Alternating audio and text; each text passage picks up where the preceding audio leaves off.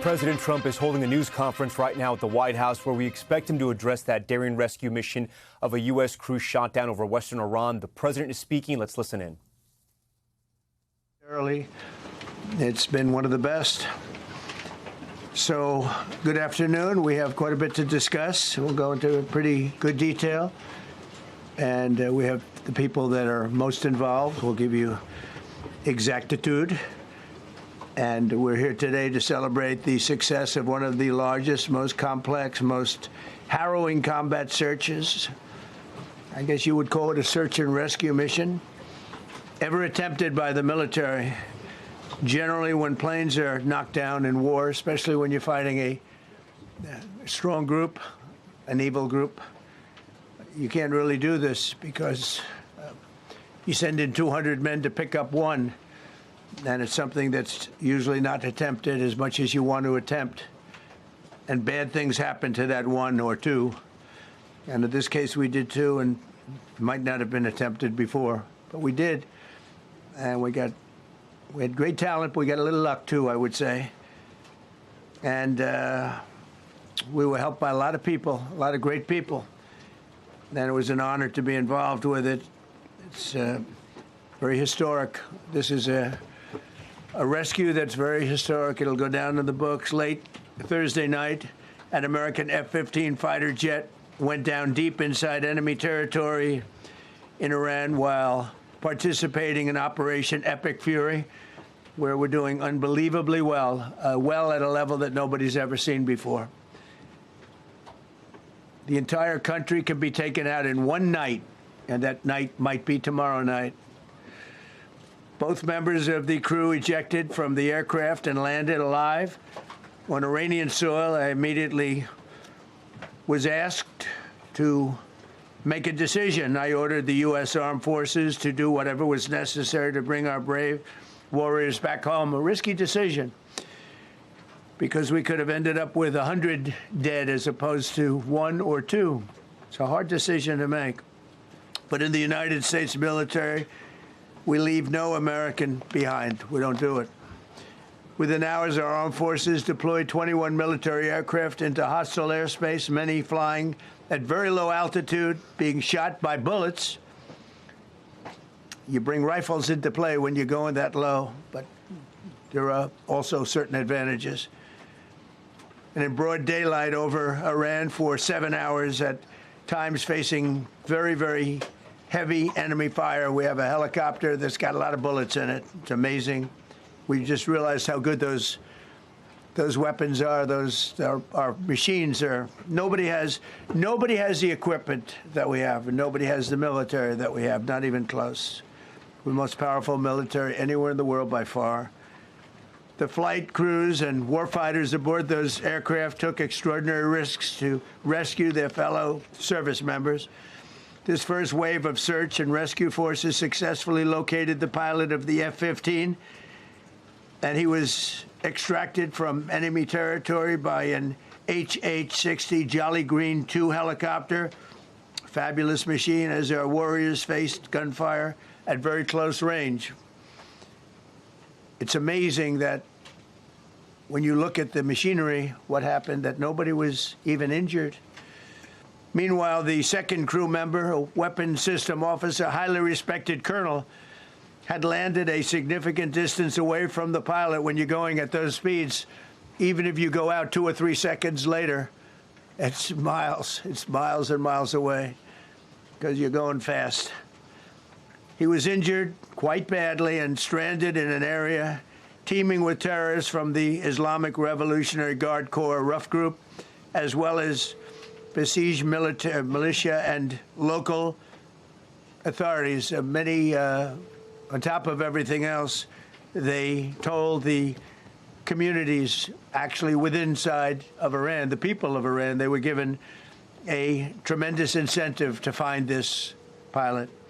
Despite the peril, the officer followed his training and climbed into the treacherous mountain terrain and started climbing toward a higher altitude, something they were trained to do in order to evade capture.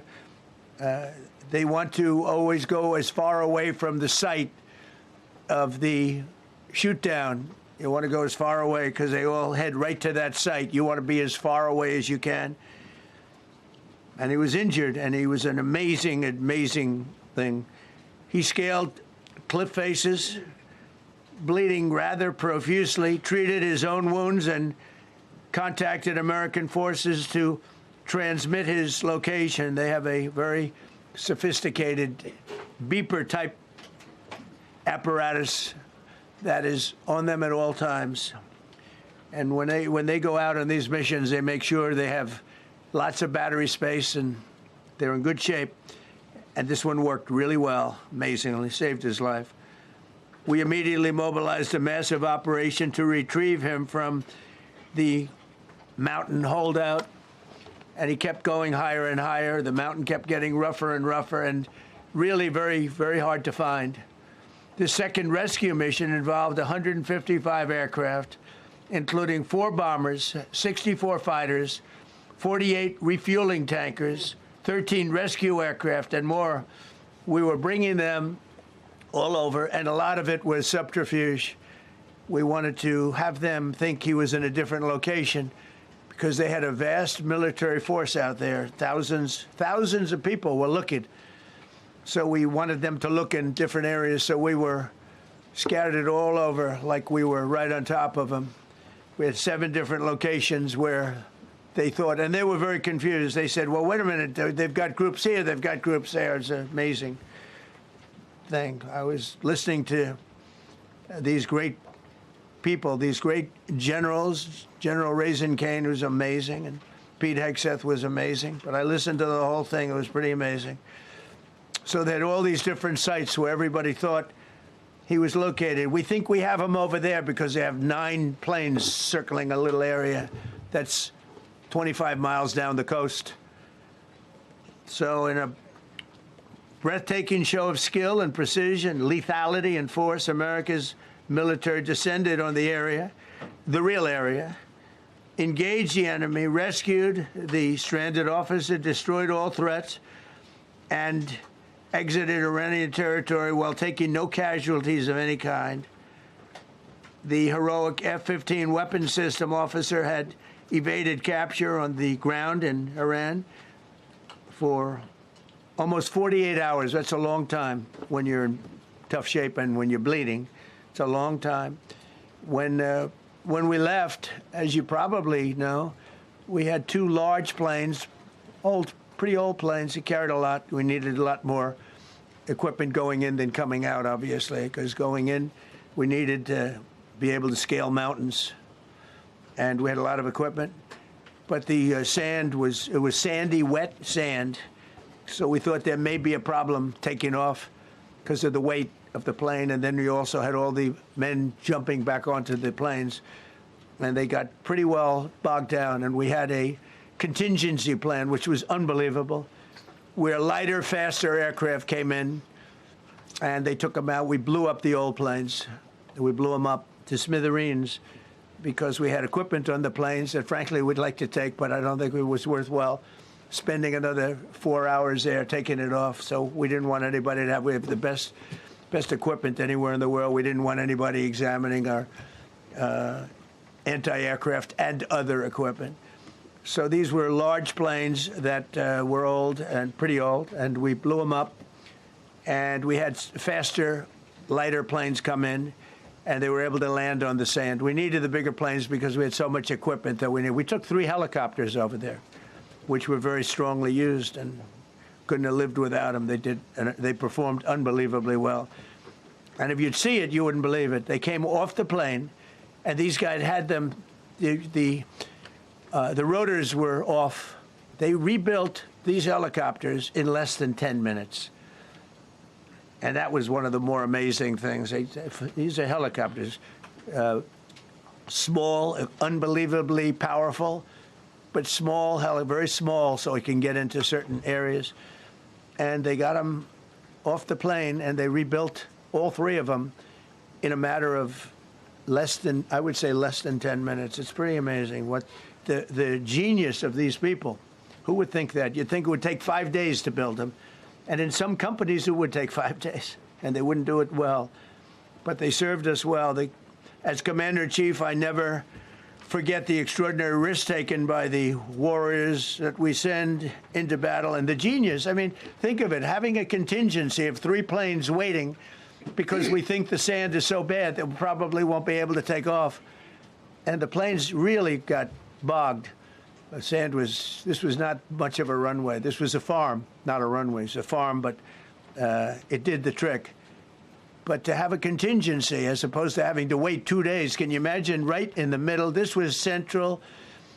This was right, you would call it central casting if you were doing a movie for location. And probably the toughest area of Iran where we'd be sitting there. So these planes came in, those pilots came in so fast and so quick and got out of there. Everybody got aboard and just got 15-minute intervals. 1 load out, 1 load out.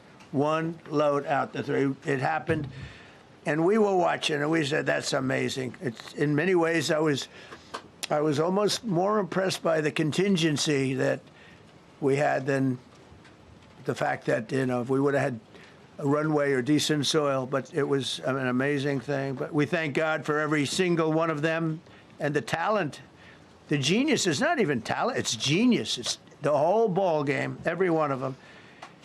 If you look at what we did with Maduro, we went into a military compound, a massive, with thousands and thousands of soldiers, and within a matter of minutes, and he lived behind iron doors. There were steel doors, broke them down so quickly, and within almost minutes, he was in the back of these planes. It was a similar group, incredible. We have incredibly talented people, and if the time comes, we move heaven and earth to bring them home safely. We're going to bring our people home safely. I want to thank every member of the U.S. Armed Forces involved in these historic operations. They really were historic. It's just not something that's done. And you'd understand it. Not that they don't want to do it, but when you're going into areas, when you look at these helicopters, when you look at the amount of bullets and everything else that they took, when you go into these areas, you don't come out like we came out. God was watching us, I tell you. Well, it was the Easter, we were in the Easter territory, I guess, but God was watching us. It's amazing. Because when you look at the machinery, they took damage. It tells you, first thing I said is, these are unbelievable machines, how they flew back and not even much of a problem. But these 2 extraordinary rescues, because it was 2, and as you probably know, we didn't talk about the first one for an hour, and then somebody leaked something, which we'll hopefully find that leaker. We're looking very hard to find that leaker, and talked about there's somebody missing. They basically said that we have one and there's somebody missing. Well, they didn't know there was somebody missing until this leaker gave the information. So whoever it was, we think we'll be able to find it out because we're going to go to the media company that released it, and we're going to say, national security, give it up or go to jail. And we know who, and you know who we're talking about, because some things you can't do. Because when they did that, all of a sudden, the entire country of Iran knew that there was a pilot that was somewhere on their land that was fighting for his life. And it also made it much more difficult for the pilots and for the people going in to search for him. All of a sudden, they know that there's somebody out there. They see all these planes coming in. It became a much more difficult operation because a leaker leaked that we have one, we've rescued one, but there's another one out there that we're trying to get. So actually, the country, Iran, put out a major notice, you all saw it, offering a very big award for anybody that captures the pilot. So in addition to a hostile, very talented, very good, very evil military, we had millions of people trying to get an award. So when you add that to it, but we have to find that leaker because that's a sick person. Probably didn't realize the extent of how bad it was. I can't imagine that the person did, but we're going to find out. It's national security, and the person that did the story will go to jail if he doesn't say, and that doesn't last long, and I think everybody would understand it. They put this mission at great risk. They put that man at great risk, and they put the hundreds of people that went in looking for him, because everyone now knows that we're going in. Over the past 37 days, America's armed forces have carried out more than 10,000 combat flights over Iran, unheard of, striking more than 13,000 targets. The F-15 we lost last week was the first manned aircraft downed by the enemy in this entire operation, with thousands and thousands of flights. They got lucky. It was a lucky hit. You know, eventually you get lucky. But we got lucky, too, because we got both of them back. But it's a record that is unparalleled in the history of military air operations. Nobody's ever seen anything like it. It's such an honor to be involved with it. We were up late at night, and then we were waiting for those contingent planes to come in, and we say, come on, let's go, get in, because they're waiting out on this farm without a runway, with wet, crummy soil, sand, mostly sand, wet sand, and it eats planes alive. And we're waiting, and we're saying, I hope that one can land and take off. And they came in like magic, boom, boom, boom, one after another. It was like genius. I'm so impressed by that. Because we were a little concerned. We said, boy, if they don't get in and get up fast, we're sitting in them. And that's called Iran Prime, right, General? That's where the whole bet is. And here we are sitting there waiting for a plane. But they came in so fast and so hard, and these guys knew exactly what to do. Let's go, come on, get in, let's go, blah. They came one right after another, not at the same time. They don't want to come at the same time. They had to come right after each other. They didn't have any room. There was barely any room to land.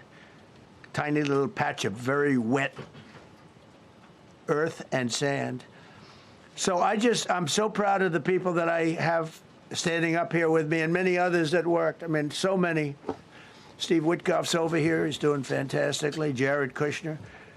But the people that are here, the job they did is amazing. And I think I'm going to introduce the head of the CIA, and he is a man who, he's central casting, okay? If we cast a movie, he's going to play the head of the CIA. He's one of the few. John Ratcliffe, he did a phenomenal job that night. He did something that I don't know if you want to talk about it. If you want, you can. I'm not sure you're supposed to. I'm not going to talk about it. But the CIA was very responsible for finding this little speck. It's like they used an expression on one of the shows. A general was talking about, it's like finding a needle in a haystack, finding this pilot. And the CIA was unbelievable. And you may, if you can, you'll talk. It might be classified, in which case I'd have to put him in jail if he talks about it. And I don't want to put him in jail. He doesn't deserve that. So, John, do you want to say a few words? Thank you. Thank you, Mr. President. It's a privilege to be here with you today to share what we can about this exceptional mission and to recognize the ingenuity and bravery of those who executed it, as well as the leadership and resolve of the president who ordered it. One thing that has been clear to me in this role is that the flawless military operations that the Department of War is known for are hostage to flawless intelligence. We saw that in the skies over Iran in Operation Midnight Hammer last summer. We witnessed it in Venezuela during Operation Absolute Resolve. We've seen it against the cartels in the Western Hemisphere, and we're seeing it every day in Operation Epic Fury, including this mission to rescue an aviator buried deep behind enemy lines. Because it is the unique tradition of the U.S. Armed Forces that we leave no man or woman behind, this was a no-fail mission. That was the spirit in which the president put us to work, and we were determined not to let him down or our airmen down. As an agency, the CIA possesses unique capabilities that only the president can deploy. Some of these capabilities fall under covert action authorities. And because covert means exactly that, I'm not going to be able to tell you everything that you want to know. At the president's direction, we deployed both human assets and exquisite technologies that no other intelligence service in the world possesses to a daunting challenge, comparable to hunting for a single grain of sand in the middle of a desert. This was also a race against the clock, as it was critical that we locate the downed aviator as quickly as possible, while at the same time keeping our enemies misdirected. For that reason, in addition to the human and technical assets deployed by the President to find our airmen, CIA executed a deception campaign to confuse the Iranians who were desperately hunting for our airmen. On Saturday morning, we achieved our primary objective by finding and providing confirmation that one of America's best and bravest was alive and concealed in a mountain crevice, still invisible to the enemy, but not to the CIA. That confirmation was relayed by Secretary Hegseth to the President, and the operation quickly moved to the execution phase. Following the successful exfiltration on Saturday night, our intelligence reflects that the Iranians were embarrassed and ultimately humiliated by the success of this audacious rescue mission. When the President asked me to lead the CIA, he made it clear: get back to basics, no politics, no agendas, tackle the hardest problems, and execute the toughest missions. This President is about results, and now that's what his CIA is about too. The professionals at the agency and at the Department of War deserve immense credit for their flawless execution during this daring mission. Their skill, creativity, and courage are unmatched on the battlefield wherever they step. But none of that matters, and all of that is wasted without a president with the political courage to put them into action. Mr. President, I've had the privilege of seeing you act with political courage in the best interest of the United States up close on a daily basis, and I'm grateful that this successful mission has given the American people a window into that as well. The Secretary and Chairman will tell you that our service members' confidence is boosted by a Commander-in-Chief who has their back the same way they have yours. And I know that the confidence of CIA's officers is boosted by the knowledge that their work is informing a president who's not afraid to make the hardest decisions when the stakes are highest. And to the American people, your confidence should be boosted by knowing that the security of the nation is in the hands of a president who's willing to take on problems that have confounded both sides of the political aisle for nearly half a century. It is an honor to serve under a leader who just proved that you can believe him when he says, no matter what, we will leave no one behind. We will come for you. Thank you. Thank you, sir. Thank you.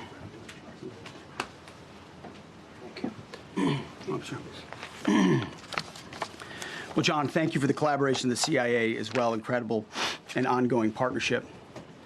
Ladies and gentlemen, fellow Americans, and especially the brave warriors in our armed forces, over this Easter weekend, the United States military has once again proved why we possess the greatest fighting force the world has ever known. In two extraordinary combat search and rescue operations deep inside enemy territory in Iran, our warriors executed missions of breathtaking skill, courage, and precision. When our warriors are unleashed, as this president has allowed them to be, they are unstoppable. When American airmen were down behind enemy lines, our forces and our president did not hesitate. Special operators supported by elite air crews and intelligence professionals moved swiftly and decisively into treacherous mountain terrain under the constant threat of Iranian forces closing in. Ultimately, it was an impotent Iranian threat. And today, as the CIA director mentioned, Iran's military, and we know this, is embarrassed and humiliated, and they should be. Now, these are not routine operations. They were high-risk, high-stakes missions conducted in the heart of enemy territory. This was not just barely into Iran. This was deep into Iran, involving coordinated strikes to suppress threats, deception tactics to protect our teams, and full synchronization across air, ground, and special operations. The Iranians are still asking themselves right now, how did the Americans do this? One downed airman evaded capture for more than a day. scaling rugged ridges while hunted by the enemy. When he was finally able to activate his emergency transponder, his first message was simple, and it was powerful. He sent a message, "God is good."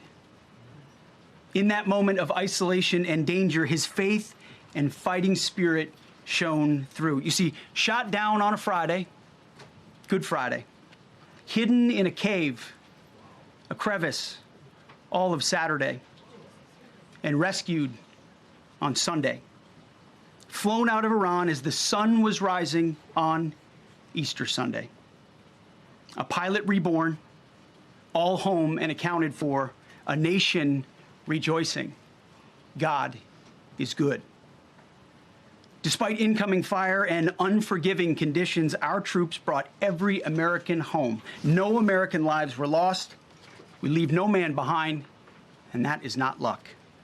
It's the result of unmatched training, superior technology, an unbreakable warrior ethos, and sheer American grit. Our special operators, pilots, and support crews performed with near perfection under fire, and they were lethal. Just ask any Iranian soldier who dared attempt to get anywhere near that pilot before or during that mission. Death from above. Our troops turned a potential tragedy into a resounding demonstration of American resolve and capability. That's what excellence in uniform looks like. But make no mistake about it, none of this would have been possible without the courageous leadership and ironclad determination of President Donald J. Trump. From the moment our airmen went down, President Trump made it clear we will leave no one behind. The first mission, the first of two, was an audacious daylight thunder run right up the middle. It was authorized in less than 2 hours from that pilot going down when we knew where he was. And it was authorized in the middle of the night, because anybody that's worked for this man knows he's up in the middle of the night. Authorized immediately, without hesitation, audaciously. The second mission, as soon as we knew where that pilot was, and John was certainly helpful in that, also executed immediately. You know, I looked up at my screen when the final mission was complete inside our SCIF, our secure facility. And we have a running VTC, a running coordination cell. And the top of it read 45 minutes and 45 hours and 56 minutes.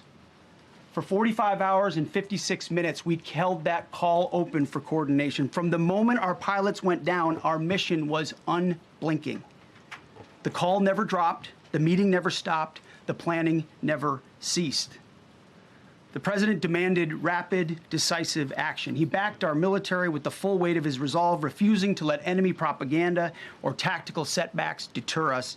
His leadership ensured that every lethal and non-lethal resource was brought to bear, that our forces had the authorities and the support they needed to succeed. When the president says he has the backs of our warfighters, he means it. And it means a great deal, and it's a big difference on the battlefield. President Trump understands that peace through strength is not a slogan. It is a doctrine that saves American lives. His unwavering commitment to rebuilding our military and restoring the warrior spirit has paid dividends in missions just like this one.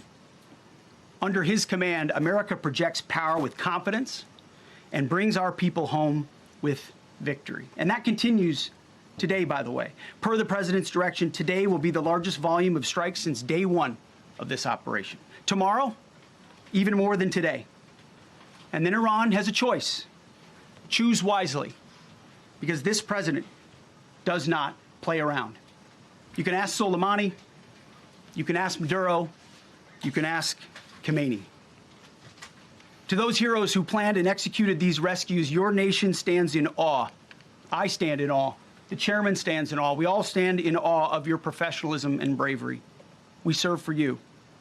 You embody the very best of America. To the rescued airmen and their families, welcome home. Your courage and endurance, the quiet declaration of faith amid the storm, inspires us all. God is good every day. And to our adversaries watching from Tehran, let this be a clear message. The United States military will go anywhere, at any time, to protect our own and complete the mission. We execute with precision. We control the skies. You see, we flew for 7 hours in daylight over Iran to get the first pilot. And we flew 7 hours in the middle of the night to get the second. And Iran did nothing about it. We fight with honor, and under President Trump's leadership, we win. So God bless our troops, God bless President Trump, and God bless the United States of America. Thank you. Well, good afternoon, everyone. Thank you, Mr. President. Thank you, Mr. Secretary.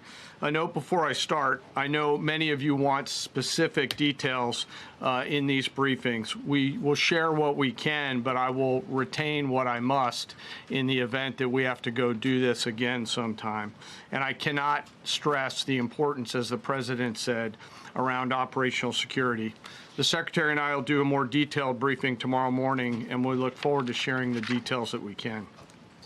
On Thursday, 2 April at 10:10 p.m. Eastern Time, 4:40 in the morning, local Iran time, the Joint Personnel Recovery Center, which handles the Central Command area of responsibility, declared an isolated personnel recovery event for a U.S. Air Force F-15E Strike Eagle, call sign Dude 44, which was down in hostile Iranian territory.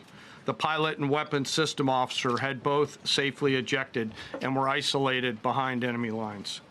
Following confirmation of active rescue beacons and on the direction of the Secretary and by order of the President, a rescue operation was launched with the stated purpose of bringing both Americans home safely.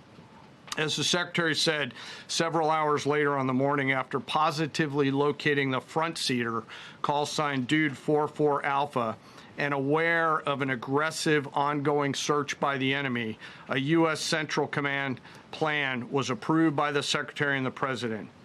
Shortly thereafter, a U.S. Air Force Combat Search and Rescue Task Force comprised of A-10 Warthogs in their Sandy role, and I'll describe what that is in a minute, HC-130 Combat King IIs, HH-60 Jolly Green II helicopters, and Air Force Special Warfare Airmen, a package comprised of combat rescue officers and pararescueman operators, audaciously penetrated enemy territory in broad daylight to find, fix, and recover Dude 44 Alpha from behind enemy lines. This was an incredibly dangerous mission, an incredibly dangerous undertaking, but a filled promise made to every American warfighter that you will not be left behind. We will always come find you, and we will always bring you home. Over the next hours, the Search and Rescue Task Force crossed the beach, entered into Iranian airspace, protected by a fighter strike package, and moved into the objective area, all under fire. En route, as some of you have seen on social media, the helicopters took gas off the C-130s and pressed onward and forward up into the objective area.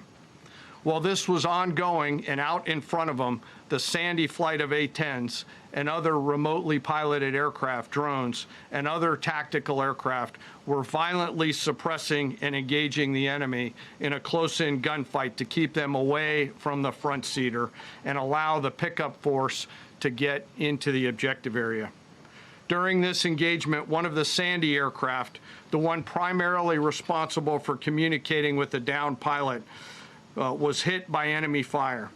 This pilot continued to fight, continued the mission, and then upon exit, flew his aircraft into another country and determined that the airplane was not landable. This was one of our A-10 Sandy aircraft. The pilot then made the decision to eject over friendly territory and was quickly and safely recovered and is doing fine. After picking up Dude 44 Alpha, the HH-60 Jolly Green fight was engaged by every single person in Iran who had a small arms weapon. And one of the aircraft, the trailing aircraft, took several hits. The crew sustained minor injury, and they are going to be fine. A note for those of you that do not know what a Sandy does. named after the flight call sign that did this very mission in Vietnam, flying A-1 Sky Raiders and A-7 Corsairs. A Sandy has one mission: get to the survivor, bring the rescue force forward, and put themselves between that survivor on the ground and the enemy. They are committed to this. This is what they live for, and this is what they've trained for over many, many years. The A-10 force and the rescue force did a fantastic job rescuing Dude 44 Alpha. He was recovered Friday afternoon. As I said, and the nation needs to know this, this was an incredibly brave and courageous mission, and a testament to the courage, skill, and tenacity of the Joint Force and our leaders. And especially a daylight option, having the guts to try means so much to so many. Meanwhile, the backseater, as the President and the Secretary have said, had continued to work and survive. Through the hours of daylight, Dude 44 Bravo, the backseater, evaded. Using every means available, the efforts of the United States military, the Central Intelligence Agency, and others were attempting to find and locate with precision Dude 44 Bravo, the backseater. A note on the backseater and the front seater. The single most important contributor to a successful rescue operation is the spirit of attack inside the heart of that downed aviator. Their will to survive, their will to evade, their will to recover is everything. In this case, the backseater's absolute commitment to surviving made much of our efforts possible. On Saturday, 4 April, after establishing positive communications with the backseater, we learned, as the President said, that he was injured and actively evading enemy forces. And thanks to our interagency partners, we were able to get eyes on his location and positively ID him. Throughout this entire time, the enemy force continued to search for 44 Bravo, and the Joint Force continued to strike them over and over and over again. Fighting off marginal weather in Iran and the enemy's search for a second time on Saturday, at the recommendation of the CENTCOM commander and at the approval of the Secretary and the President, we launched a rescue task force to recover Dude 44 Bravo. Again, this came to the President and the Secretary for approval, this time with a much larger force package based on the time that the enemy had to prepare to find 44 Bravo. Again, this force was protected by A-10 Warthogs using the Sandy call sign. And this force had one single mission: do everything they can to bring an American home. This meant having a plan, being prepared to execute that plan, and, more importantly, being prepared for multiple, simultaneous contingencies. And because of this force's professionalism, grit, and determination, fight off two enemies at the same time: the enemy searching for 44 Bravo and contingencies, which anyone who has done these types of missions knows we run into every single time. The force fought off both of those enemies incredibly well. During the period of darkness on Saturday, and as the Secretary said, into Easter Sunday and into the daylight, the force fought its way in and rescued Dude 44 Bravo. They were protected overhead by an air armada, including tactical drones, strike aircraft, and others. The force fought through multiple simultaneous contingencies, something no other nation, no other military can do, and safely returned Dude 44 Bravo, the backseater, home, and all other Americans home as well. At midnight 12 local Eastern time, Easter Sunday, more than 50 hours after the start of this operation, the Joint Personnel Recovery Center declared Dude 44 Bravo, both the front and backseater, returned to friendly territory. The courage demonstrated by both the pilot and the weapons system officer while isolated and them invading the enemy cannot be overstated. Their grit and warfighting tenacity is a direct result of the absolute trust they have in our rescue forces, their training, and their will to survive and return. They always knew that we would be ordered to go get them, and they always knew that we would be coming to get them. These two operations reflect our nation's most sacred obligation to our military service members.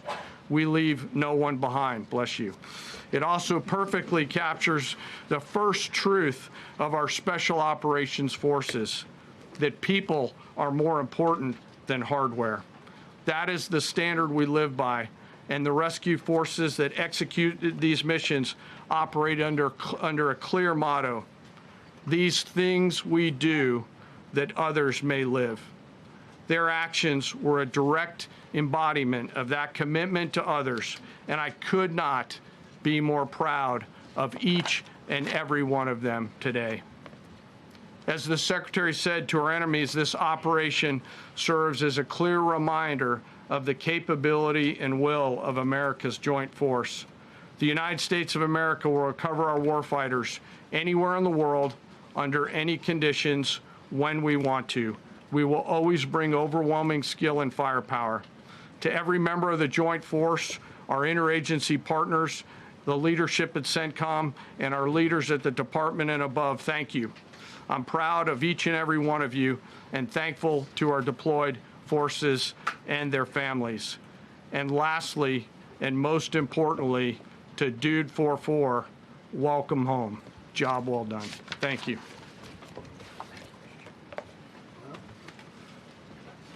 Pretty amazing.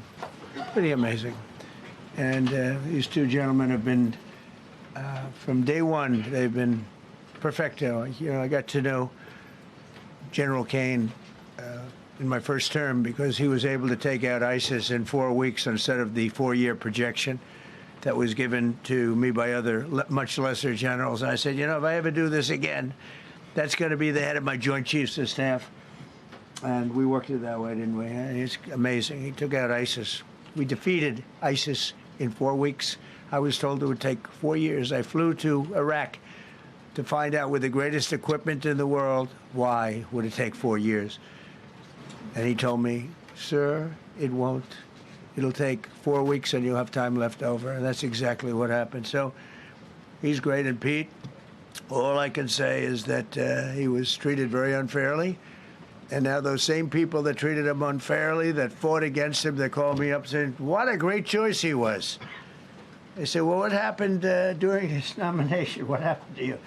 I'm telling you, people that were not for him, senators, friends of mine, sir, I don't think you're doing the right thing. Now they're calling me up. What a choice. These two guys are fantastic. And John Ratcliffe was incredible. It was actually their genius that called us from, he was 40 miles away. And he said, you know, we're seeing something moving up in the mountain. This is at night.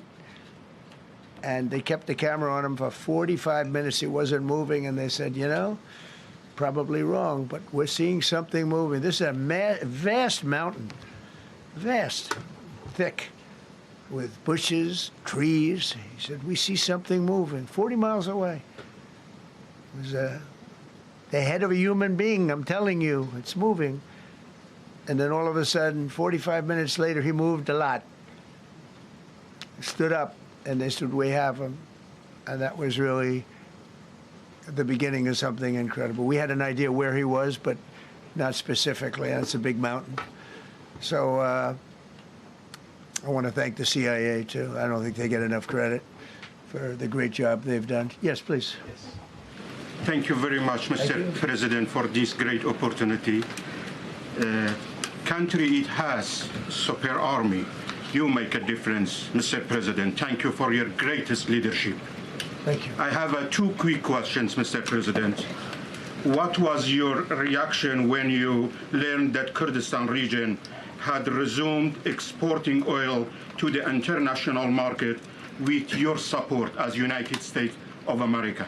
Well, I expected that. We've gotten along with the Kurds for a long time, so I expected that. Another question, what would be your reaction if the Iranian people rise up against their regime during a ceasefire, Mr. President? Well, they should do it, but again, the consequences are great. I mean, they were told if you protest, you will be shot immediately. You saw what happened to the young wrestler. He was a great champion, by the way. He was a great wrestler, one of the top in the world. And he and his two friends were hung. And all they did was say a little bit about liberty. They wanted liberty, and they were violently executed. But the number is up to probably 45,000 people were killed. So, you know, when somebody stays in a house, when they know if they walk out of the house to protest, they'll be immediately shot and killed. And they issued that, you know, that was publicly issued. It's not a secret.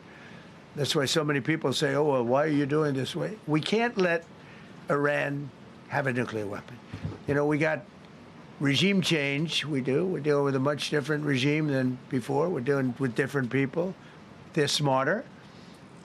I think they're sharper and far less radical. We have regime change, but we didn't do this for regime change. We did it for the fact, and my view was very simple. I saw somebody said, oh, he doesn't have a plan. I have the best plan of all, but I'm not going to tell you what my plan is. You know, they want me to say, here's my plan. We're going to attack at 9:47 in the morning, and then we're going to do this, and then we're going to... And if you don't do that, they say, I have a plan. These people know what the plan is. Everybody here knows what the plan is.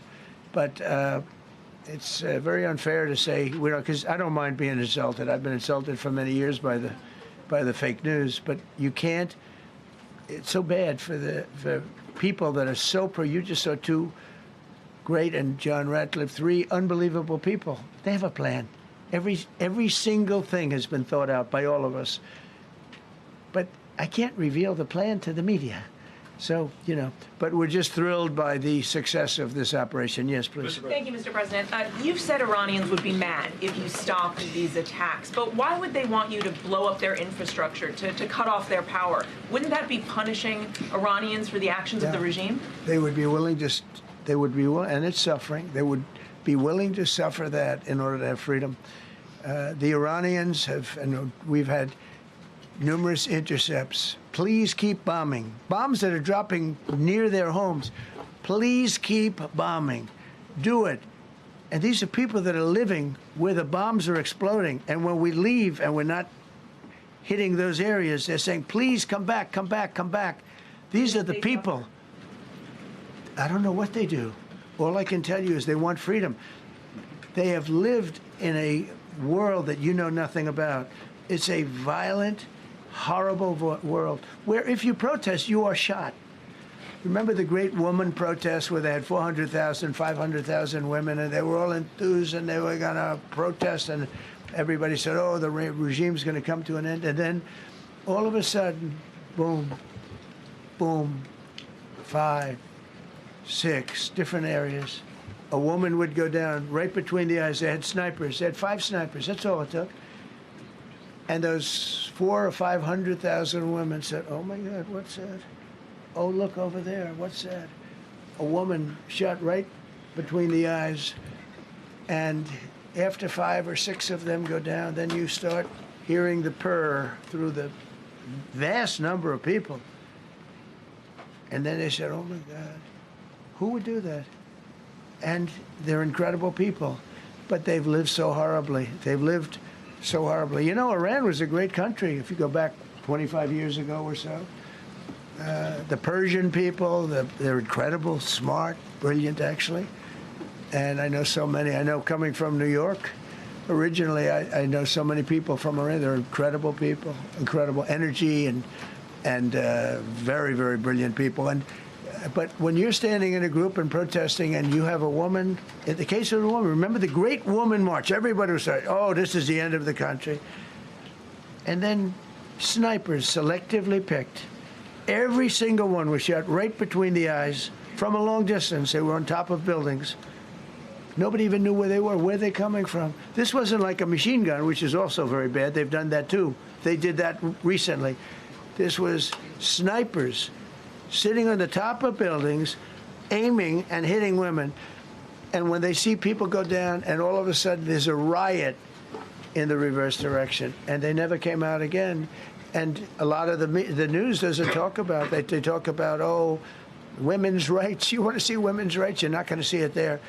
It's amazing when I see some of the stupid people like, AOC +3, all that group. They talk about, oh, freedom for Iran.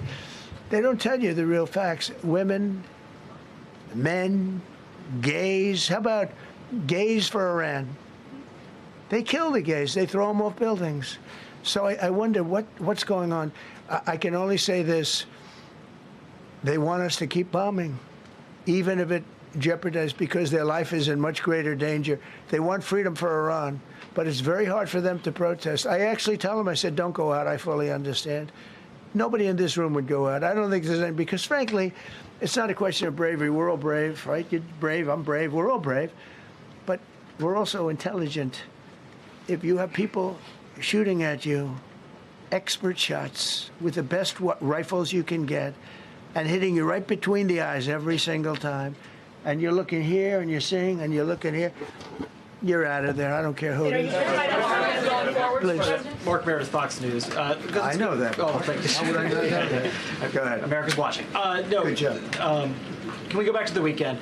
First off, was everyone on board with the operation, or were there people that were trying to talk you out of going through with the operation this weekend? Not everybody was on board.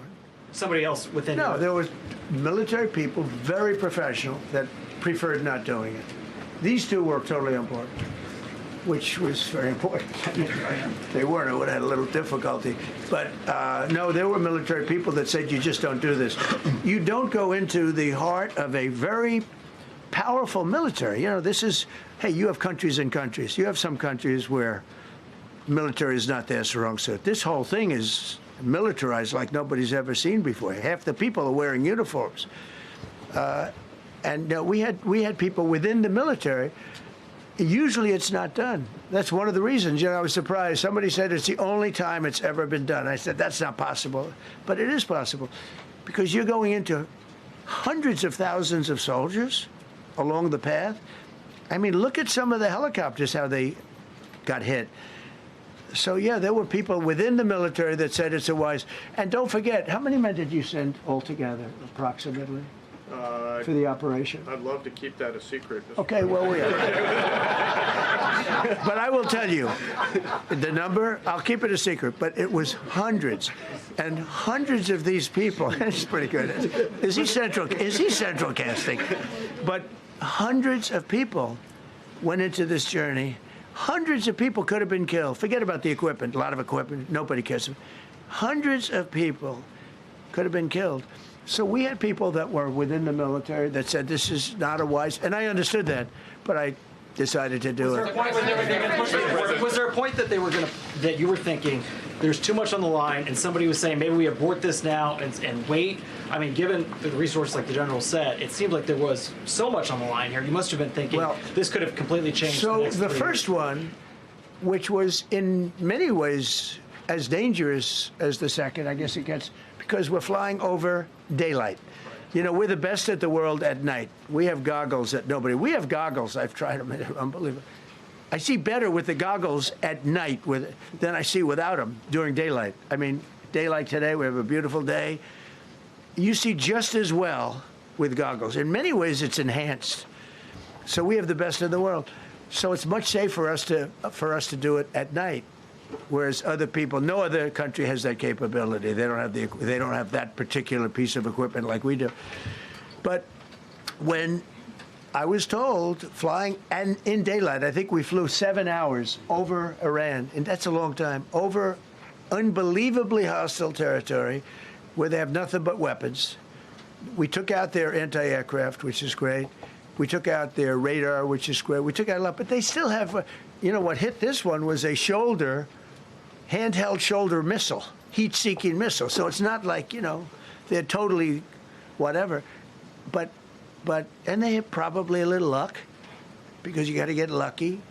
But they shot it, and it got sucked in right by the engine. But these guys were out of there. They were great. Their timing was great. But no, I was told that this is a very dangerous mission. I understand. They didn't say it's a foolish mission. They said, we're going to be sacrificing hundreds of people do this. This is I mean, you have tankers that are flying over this area so that because the flight was so long, they had to refuel. It's a very dangerous mission. I just felt it was worth it. If you would have told me that we would have been successful, gotten both, and nobody was even essentially injured, I would have said that would be impossible. Yeah, please. Mr. President, thank you very much. Thank you, sir. I'll come back to you. Okay, thank you. Given that you are now dealing, you say, with a more reasonable, less extreme leadership in Iran, what does that mean for the protesters, for the human rights movement in that country after this conflict? Well, What's your positive. expectation? Yeah, if they assume control, if we do something and they assume control, I think it's very positive, a big step. I don't think you'd see the radicalization that you have seen in the last. Look what happened. I mean, women are being executed because they're not properly clothed, they say.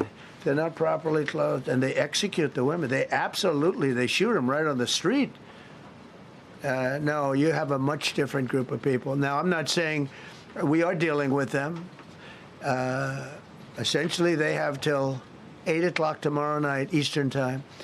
But we are dealing with them. I think it's going well. Mr. Witkoff is here, and JD's involved in the dealing.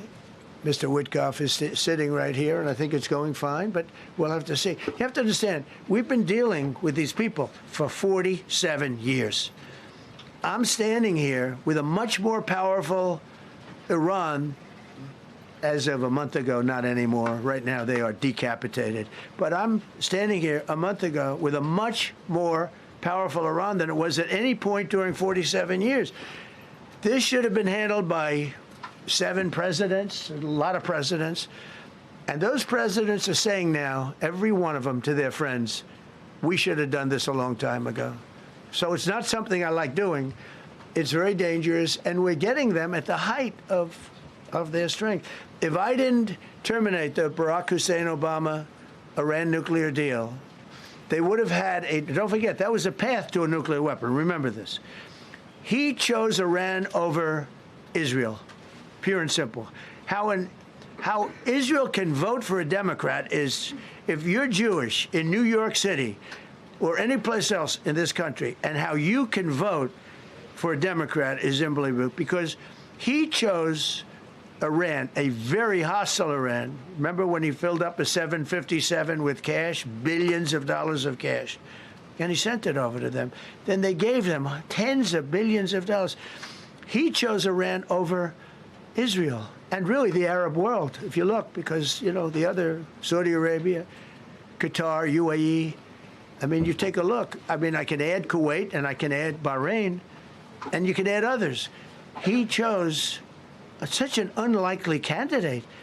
Nobody could believe it. Frankly, if you're going to choose between Iraq and Iran, he should have befriended Iraq. He went in the exact opposite direction of all thinking, and he made a terrible mistake. But that was a road to a nuclear weapon. And when I terminated that, everyone said, oh, he terminated it. It was one of the best things we ever did, because he had a road to a nuclear weapon. And it was a very short-term deal. You know, countries don't do 10-year deals. Countries do hundreds of years. You don't do a 10-year deal. For a country, this isn't, you're a landlord and you're renting a store on a certain street, and you give somebody a 5-year or 10-year lease. This is a country. It was a short-term deal. It was ready to expire.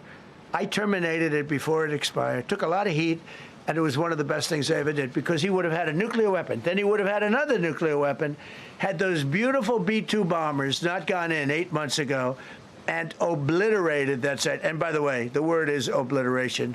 CNN said, well, maybe it wasn't complete. It was so complete that they still haven't been able to get it. It was obliteration. But if we didn't hit them, that was a courageous decision, too, because we had all those planes flying in at night with very little cover, unbelievable stealth planes, and they were able to do their job. If we didn't do that, Iran would have had a nuclear weapon at a high level, either one of those two instances. And if they did, in my opinion, I told this to Bibi Netanyahu yesterday, Israel would have been extinguished. Large portions of the Middle East would have been extinguished, whether it's Saudi Arabia, Qatar, UAE, or others. And you saw that with thousands of missiles raining down upon them. They didn't think they were going to be hit. They thought they'd be watching us fight. And all of a sudden, UAE got hit by 1,500 missiles. He would have taken them out also. And they were powerful. If I didn't come along and terminate the Obama deal, which was terrible, the Iran nuclear deal was a road to a nuclear weapon, a big one, unlimited, legally. I terminated it without even much thought. It was so easy. I terminated that, and then the B-2 bombers. And I did one other thing. I had killed Qasem Soleimani, who was an evil genius. And the reason I did it, I heard he was going to knock out 5 of our military bases. And had he lived, I believe we would be fighting perhaps a different Iran right now, because he's never been replaced, you know. And I did one other, but this one was not picked up. Osama bin Laden. If you read my book, I said you got to take him out 1 year before the World Trade Center came down. So I wish you'd read the book. But you, as a president, to be a good president, I believe you have to have good instincts. And a lot of this is instinct. Yeah, please. Thank you so much for taking my question, Mr. President. Mr. President, last week you suggested that Europe should take the lead on reopening the Strait of Hormuz. Has circumstances changed now that you're issuing a direct 48-hour ultimatum? And secondly, would a new ceasefire include Israel, or would it just be between Iran and the US? I can't talk about ceasefire, but I can tell you that we have a active, willing participant on the other side. They would like to be able to make a deal. I can't say any more than that, but they'd like to. Mr. President, you've listed the goals. Excuse me. Please, go ahead. You've listed Thank the you, goals. Mr. President. Who are you with? Who are you with? My name is Diyar Kurd. I'm with the largest Kurdish media outlet, Ruda Media Network. It's based in Iran. Go ahead. Mr. President, you said before that you don't want the Kurdish forces to enter Iran and be harmed. Do you still want them to stay away? Or what role do you expect them to play now? I'd rather have them stay away. And then, I'd rather have them stay away because I think they bring with them some problems and some difficulties. And I don't think they bring death, I mean, you know, to themselves. But I'd rather have them stay away. Go ahead. Thank you, Mr. President, for the question. Deliberate attacks on civilian infrastructure violate the Geneva Conventions and international law. Who are you with? I'm with the New York Times. Zolan from the New York Times. Are you failing? Are you concerned? Circulation way down at the New York Times. Are you concerned that your threat to bomb power plants and bridges amount to No, war not at crimes? all. No, I'm not. I hope I don't have to do it. But again, I just said 47 years they've been negotiating with these people. They're great negotiators, and because they're not going to have a nuclear weapon. And if somebody that takes my place someday is weak and ineffective, which possibly that will happen because we had numerous presidents that were weak, ineffective, and afraid of Iran, we're never going to let Iran have a nuclear weapon.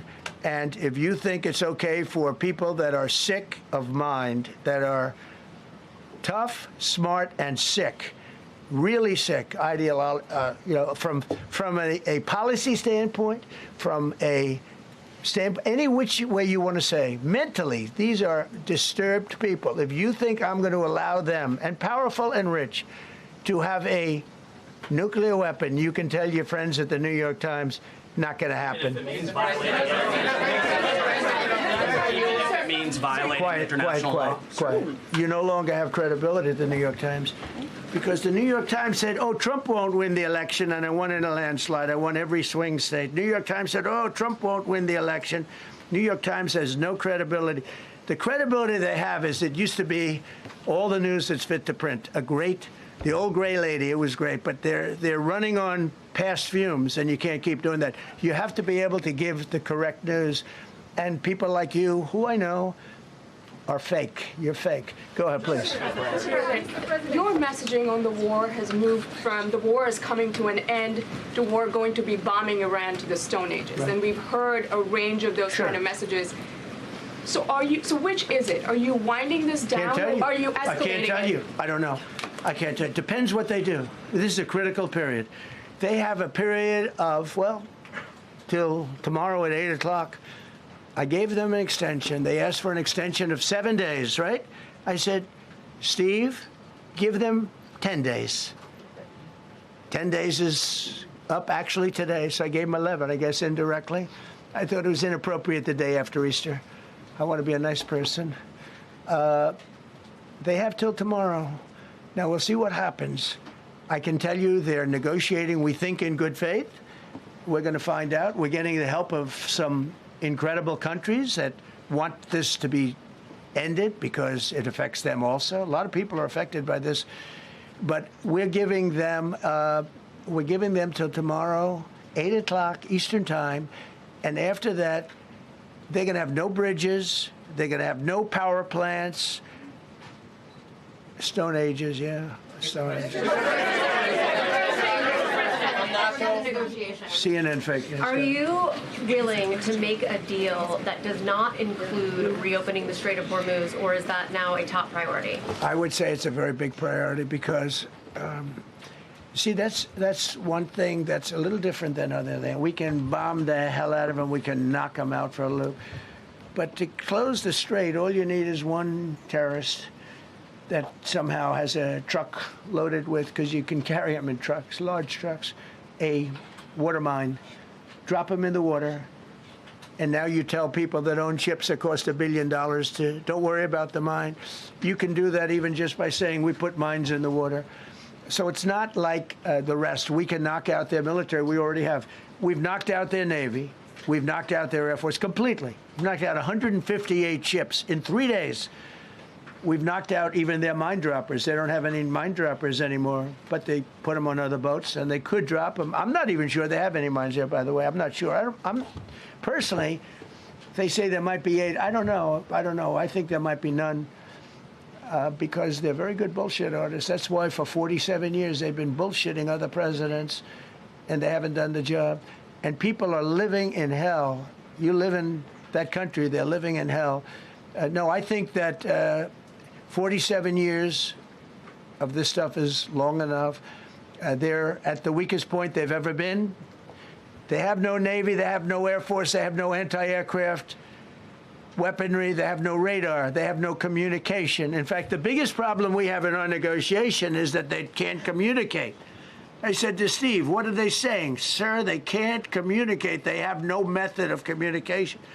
So we're communicating like they used to communicate 2,000 years ago with children, bringing a note back and forth. They have no communication. But all I want to see is I want to have a safe world, and you're not going to have a safe world. Israel will be gone. The Middle East will be gone. And then they're coming for Europe. And I have to tell you, I'm very disappointed in NATO, very. I think that NATO... I think it's a mark on NATO that will never disappear in my mind. You know, they're coming to see me on Wednesday. They're going to say, oh, we'll do this, we'll do that. Now they all of a sudden want to send things, you know. But they said it loud and clear at the beginning. When I spoke to UK of all, I would have said they would have been the first because they're the oldest. And I say, yeah, I'd love to have a little help. He said, no, sir, we'd rather wait till you win. I said, I don't need help after we win. They have 2 old, broken aircraft carriers, barely work. I said, I guess we can use them. Who the hell knows? I called the general. He didn't even want them. He said, we don't really need them. We got the SS Abraham Lincoln, sir. We don't need them. Do you know, we have, in terms of technology, we had one day 101 missiles going at 2,700 miles an hour, aimed at the Abraham Lincoln. 101 missiles. Out of 101 missiles, 101 missiles were shot down. Unbelievable technology. 10 years ago, 5 years ago, I don't know if that would have been possible, but 10 years ago, that wouldn't have been possible. 101 missiles heading to a ship that's not that far off the coast. And out of the 101 missiles, we shot down all 101. We have weaponry. The Patriots are unbelievable. We have weaponry that's unbelievable, yeah. Just to clarify. Go ahead, please. Yes. Thank you, Mr. President. You said earlier today during the egg roll that you would like to take Iran's oil, but Americans want U.S. forces home. Correct. What's that trade-off? If I had my Does choice, it take if I had my choice, yeah, because I'm a businessman first. With Venezuela, as you know, the war was over in about 45 minutes. And we have great people running Venezuela, very good people. I mean, the relationship is good. And we are a partner with Venezuela. And we've taken hundreds of millions of barrels, hundreds of millions. Over 100 million barrels already is in Houston, refined and out. And paid for that war many, many times over, many times over. You know, the old days, to the victim. Okay, you know that. To the winner belong the spoils, go the spoils. And I've said, why don't we use it? To the victor, go the spoils. And we don't have that. We haven't had that in this country probably in 100 years, because even the Second World War, you look at the Second World War, we didn't have it with the Second World War. We helped rebuild all those countries. We rebuilt Germany. How about Germany telling us that, well, it's not their war. We had nothing to do with it. They wanted me to go and tell them everything I was doing. We didn't know anything about it. Well, if I would have told them, they would have leaked it, and we wouldn't have been nearly as successful, possibly, right? But to the victor belong the spoils. So we haven't heard that in, I think, maybe hundreds of years.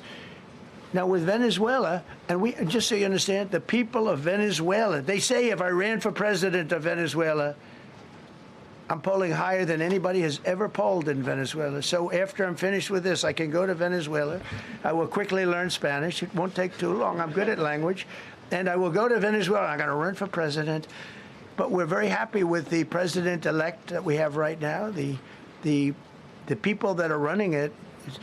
If you remember Bush with Iraq, they fired the generals, they fired the police, they fired the people that worked in their equivalent of the White House. They fired everybody. And you know what they had? They had a mess. And you know what happened? ISIS formed. Those generals and those soldiers got together, the police got together, they all got together, they formed ISIS. Not going to happen with us. So Venezuela has been an incredible situation. We went in, we were very successful, military power like nobody's ever seen. The general, Venezuelan general said, I was on that site. I said, I've never seen ferocity like that. I've been doing this for 40 years. He said, I've never seen it. They hit us from 17 different, they were all set. They saw that big, beautiful aircraft carrier, the Ford in that case, and planes were pouring off it at 1 o'clock in the morning. So typically when you see that late at night, you know you could be in trouble, right? And we were all ready. They had their equipment. It was Russian. And they had Chinese equipment. It was all set. They were going to give us a fight. He said, and then they came, and they came at speeds like we've never seen. And they came at 17 different angles. The general and his people, that was a lot of angles. They hit him from every angle. He said, we knew it was over in 3 minutes. We were waiting for them. Their equipment didn't work. And there's a reason it didn't work. Someday we'll explain that to people. They pressed the button, nothing happened. They pressed it again and again, nothing happened. And he said, we knew this whole thing was over in 3 minutes. We've never seen any, he used the word ferocity. The ferocity of these planes from 17 different angles, and it was over. They went inside. And remember, that was on a military base with thousands of soldiers. And those soldiers looked and they said, get the hell out of here. Thousands. We didn't have thousands. We had like 200 people. So we have a great military. And I'll tell you what, somehow this rescue captured the world's attention, more so than normally. You're talking about 2 people. But this rescue captured the world's attention. But we did it in Venezuela. That was amazing. And now we have a very bad man in prison and going to trial. I mean, he released, aside from the drugs, which he was terrible, Maduro released hundreds of thousands of people from jails into our country. Drug dealers, murderers, the worst people in the world were released into our country because we had a stupid president who probably didn't know, and we had a border czar who never went to the border and never once called our great Border Patrol agents, right? Not once, Kamala. She never called the Border Patrol. She never said, how are we doing? I used to call the Border Patrol guys every day. You can ask them, Paul, ask any one of them. Brandon, ask him all the time, how are we doing? How are we doing? And we now, I'm proud to say, have a totally sealed border. 9 months, nobody is coming through our border. And nobody even tries because they know they're not going to get through. So we don't have caravans anymore. So maybe 1 or 2 more. We have been listening to President Trump as well as some of his top military and CIA officials earlier lay out new details about the rescues of 2 missing airmen over the weekend, describing what the president called the extraordinary risks taken by the military to rescue them, including one who went missing inside Iran for nearly 48 hours. That injured airman, a weapons systems officer, apparently had to scale the face of a cliff in order to evade capture. The president said the military used more than 150 different aircraft during that operation, including fighter jets, bombers, and helicopters. And we also heard several complications during the mission, instances of enemy fire coming from the ground, as well as multiple U.S. planes getting stuck in wet sand on an Iranian farm that had turned into an airstrip, requiring several backup planes to be flown in. The stuck planes were later blown up by U.S. forces to protect sensitivity on board of some certain technology we have. I want to bring in Courtney Kube, who covers the Pentagon for us and has been covering this day to day since we got news of this. Courtney, a lot of news was made there. We learned a lot about this very successful and intricate operation to rescue those 2 airmen. But the president also said something at the beginning of his remarks, was probably the newsiest part of his remarks, where he said the entire country, talking about Iran, could be taken out in one night, and that could be tomorrow night, talking about his deadline, which is tomorrow at 8 p.m. Get our viewers up to speed. Tomorrow at 8 p.m., if the Strait of Hormuz is not open, it sounds like the president and our military are going to take more action against Iran. The threat that the president has made to Iran is that if by 8 p.m. Eastern time tomorrow night, the Strait of Hormuz is not open, that the U.S. will unload on Iran's critical infrastructure, namely their electricity, grid, and potentially bridges, and potentially other critical infrastructure. And the president was asked about that towards the end of that briefing, if he was concerned about that being a war crime. Tom, we all know that a war crime, hitting civilian infrastructure can be a violation of international law in most cases. But the president saying he was not concerned about that, repeating what he has said before, that it is more important that Iran not get a nuclear weapon, but without explaining how the two are directly related. How does hitting Iran's electrical grid or their bridges directly impact their ability to have a nuclear weapon? But another thing I was really struck by here during this briefing, President Trump saying that the F-15 on late Thursday night Eastern time was shot down by a shoulder-fired heat-seeking missile, probably something like a man-pad, although we don't really know yet. Why that's so striking to us is because that just shows the complexity of this fighting environment there.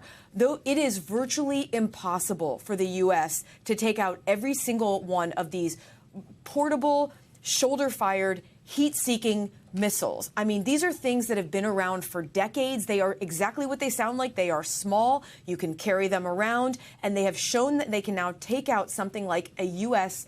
fighter jet and cause all of this. I was also really struck by some of the details that we got about the mission. You mentioned 155 aircraft, but also a little more detail about the deception campaign that was undertaken here. The chairman of the Joint Chiefs saying that there were seven different locations that were identified where they were trying to draw Iranians away from where the downed weapons officer was. So they were putting a number of aircraft in one location so the Iranians would think, oh, he must be over there. Let's go and search over there.